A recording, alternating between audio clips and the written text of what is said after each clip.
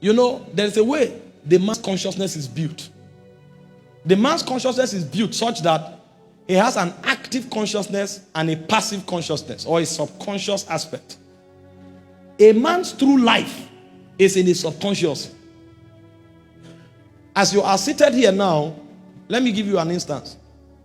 If you hear a loud bang outside, your first response, I can assure you, will be fear.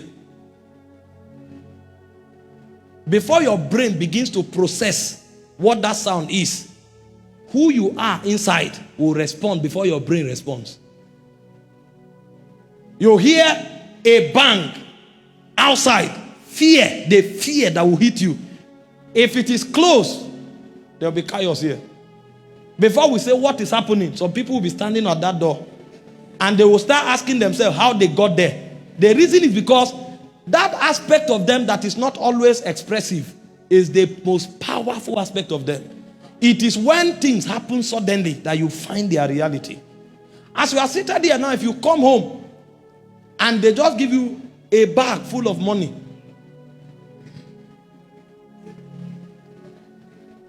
you kick it, you think it's clothes. Maybe it's jeans they folded. You now opened it, you saw dollars. You will just move around first. The first thing you will think of is, that car that I was dreaming of, this is the time. Or you start thinking, that thought is your real consciousness. You may stand and tell God that, Lord, if you bless me, you know what I will do. He said, God is not hearing what you are saying only. God is reading your subconscious. Because that's your reality. And so if you check your life carefully and you are a student of your spirit, roll back to 5 years ago, to 10 years ago, you will discover everything you are now is what your subconscious mind was 10 years ago. Nobody just appears. All of us are a product of a programming of our soul. And so Paul is teaching us that if we are hoping to manifest anything worthwhile, the first labor we must put on ground is to begin to reprogram our consciousness. And the way you reprogram your consciousness is through words and through pictures. Those are the two things that reprograms your consciousness. Words and pictures. If you want to be wealthy, if you want to be powerful, if you want to be holy, it's possible. But you will only be based on what is entering you. Because your life follows the law of Gigo. You garbage in, you garbage out. It's what you put in that you bring out. No miracle can unset this balance. Even if a miracle happens to you, your consciousness will bring you back to status quo. That's why you can give ₦1 billion to a mentally poor person. Check him after 2 years. Instead of investing that money to become better, he will use that money to create problem.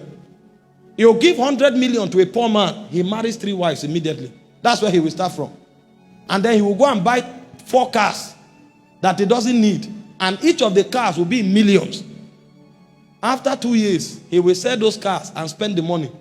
And then the 3 wives will kill him of high blood pressure. That means what you call a blessing is a curse. Because the mind is wrong. These are kingdom principles. I'm a minister of God. Every day, I choke myself with scriptures. Every day. If I'm watching something, scriptures are coming out of it. And then I see things in the direction I'm going. Sometimes I'm just playing a healing video. Not because I'm not even hearing. I'm just seeing how people are standing up from wheelchairs. I'm just seeing how cancer, people are testifying. What I'm doing is that I'm trying to make that my reality. And if I do it after a long time, if I see a crippled person, the first thing that will happen to me will not be fear.